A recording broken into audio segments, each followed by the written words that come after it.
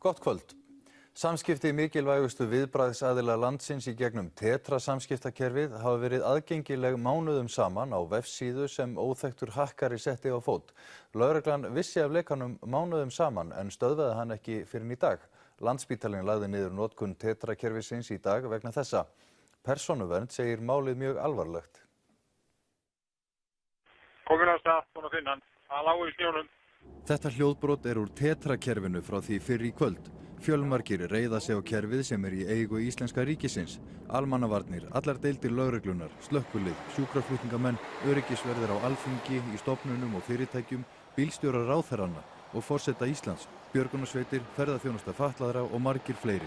Samskiptin af ýmsum toga en viðkvæmustu upplýsingarnar eru án efa innan lögreglunar og slökkviliðsins. Forstjóri Persónuverndar segir að málið hafi ekki verið kært til stofnunarinnar en segir það graf alvarlegt.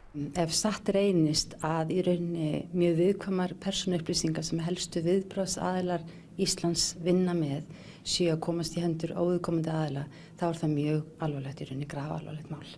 Fyrir 2 árum kom upp grunur hjá lögreglunni og neyðarlínunni sem þjónustar kerfið að einhver hefði hakkað sig inn á það. Þá var hafist handa við að endurnýja búnaðinn, en það var ekki fyrr en í vor sem neyðarlínan og lögreglan voru tilbúin með nýjar talstöðvar sem gátu dulkóða samskiptin. En lögreglan notaði ekki þennan möguleika. Fréttamaður hlustaði í dag á tilkynningu neyðarlínunar innbrot á tiltekin heimili, nákvæmar lýsingar frá sjúkraflutningamönnum ástand nafngreindra sjúklinga og fleiri viðkvæmar persónuupplýsingar. Landspítalinn stöðvaði strax notkun kerfisins í dag og notar GSM síma í staðinn.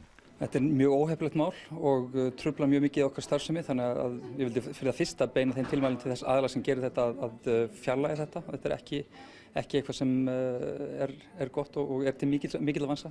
En það sem við gerðum vegna þess að þá höfum við ákveðið að þau fjarskipti sem fara á milli sjúkrabíla og sjúkrahússins fari ekki fram yfir talstöðvakerfið, heldur verða hringd inn með síma í staðinn. Jón Viðar Matthíasson, slökkviliðsstjóri, segir að það hafi komið sér mjög á óvart að heyra af þessum leka.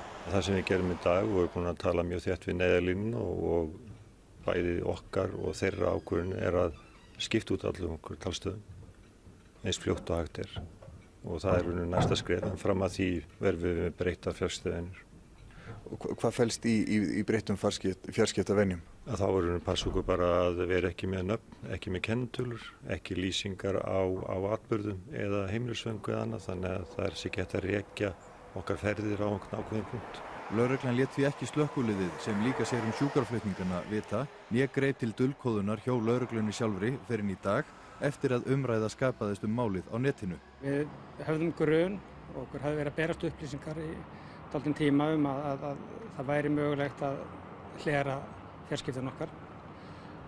Síðastliðið ár búið að vera undirlagt í að uppfæra kerfin, og það er að segja senda hana kringum landið og þeir hjá Tetra Ísland að vinna kraftaverk þar.